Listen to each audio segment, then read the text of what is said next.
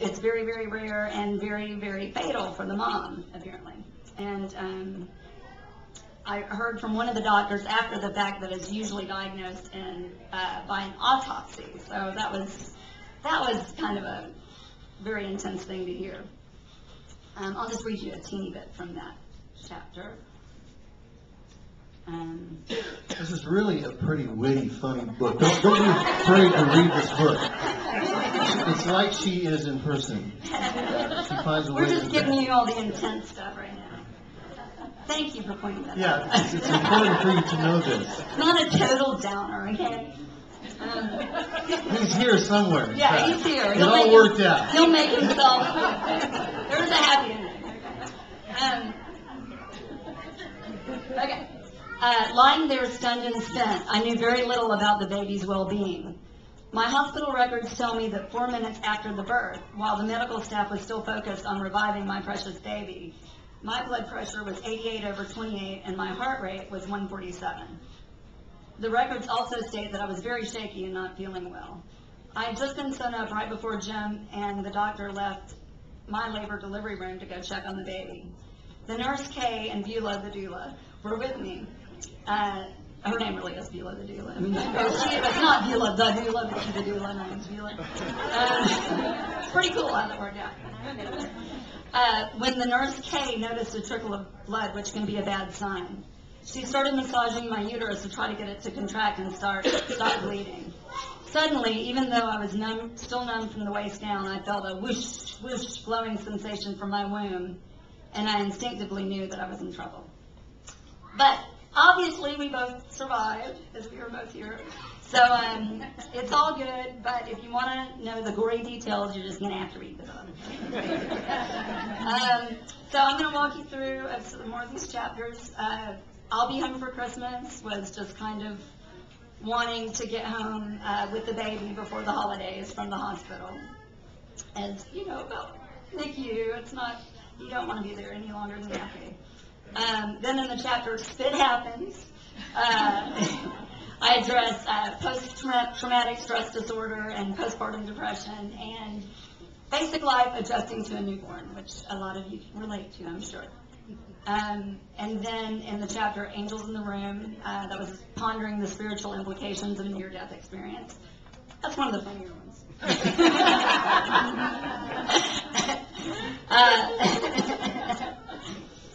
Breast Intentions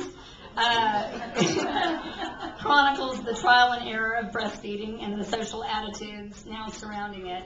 And I want to take this moment to introduce a very special honored guest here, Miss Barbara Nicholson, who we're so lucky to have in this town. She's a leader of the La Leche League and a co-founder of Attachment Parenting, and she was such a great support to me during all that. And because I had a hard time with that, and she really helped get it going. So she's a wonderful resource.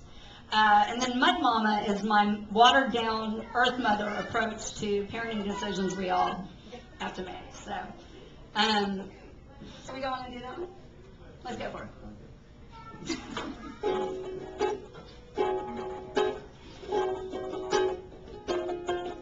Make sure I'm in the right key this time.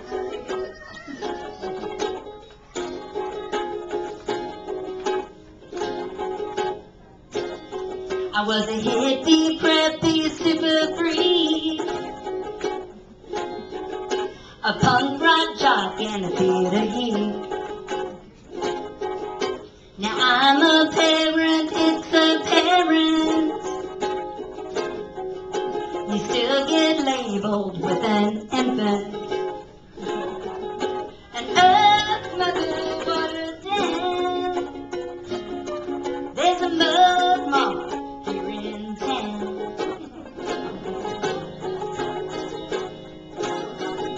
online they told you to save your granola.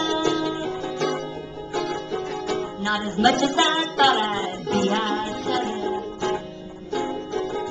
Thought I'd be groovy and go with the flow, but I'm a big old stress ball, don't you know? Another watered down, there's a mud mama here in town. count me on that part if you want. And Barbara, here's the line for you. To my designer diaper bag and stroller, to an attachment needing how bipolar. I tried my best to use my sling, but I never quite got the hang of the thing. Good mother, water down.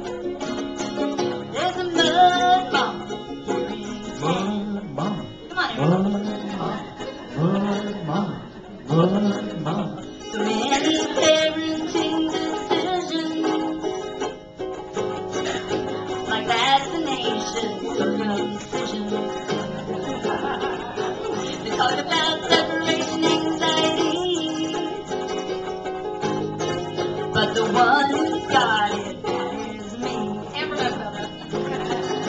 And then mother water down. There's a mud mama here in town. Mama.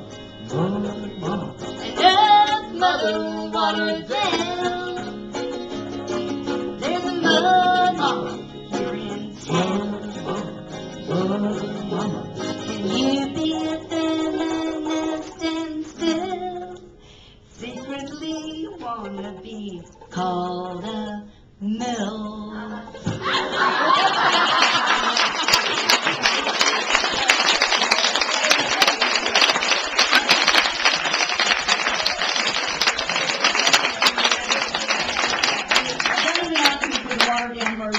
Because we tried and it's all lame. We can't come up with a good one.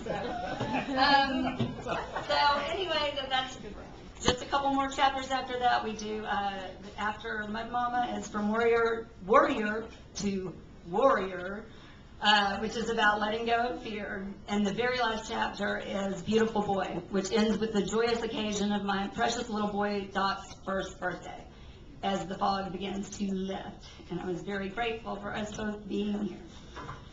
So I think that is about it. I think we'll just open it up to questions if anybody has any. As I was talking about Ellen before, my fabulous guitar teacher, if anybody needs one, Ellen Britton, she pointed out that when you write a book, when you have a baby and you write a book about it, like modesty's kind of out the window. So if there's anything you want to ask me, have at it. Almost anything. And there are a list of discussion questions at the end of the book that I kind of, thank you, Don, that I wrote kind of with like mom's book clubs in mind. So anyway, anybody? Yes, Ellen. So, is there one thing that if you had a redo, you would do differently? Oh, interesting. Not worry as much. I mean, if there was some way to take that piece away, I think I would not worry as much and just trust more. But, yeah. But everything else, I think, I would have still done the in vitro fertilization. I would have done, I would have done all of it. But, not that it was easy, but it's all worth it. Yes. When he's old enough, are you going to let Doc read the book? Yeah, he's here somewhere, so he knows these songs, He's right over there. Yeah, he can definitely read it when he's older. Full disclosure. Anybody else? Anybody else? No? Oh, and, Shane. So when you were writing the chapters, did you also have the songs sort of in the front of your mind as you were writing, or were the songs a complete afterthought? That came kind of, I think Don actually made the suggestion as I was writing. He was like, we should write a song for each chapter. And so I kind of would take it to him as I was writing it and read what I had, and then we'd just kind of go for it. And it was kind of fun because it's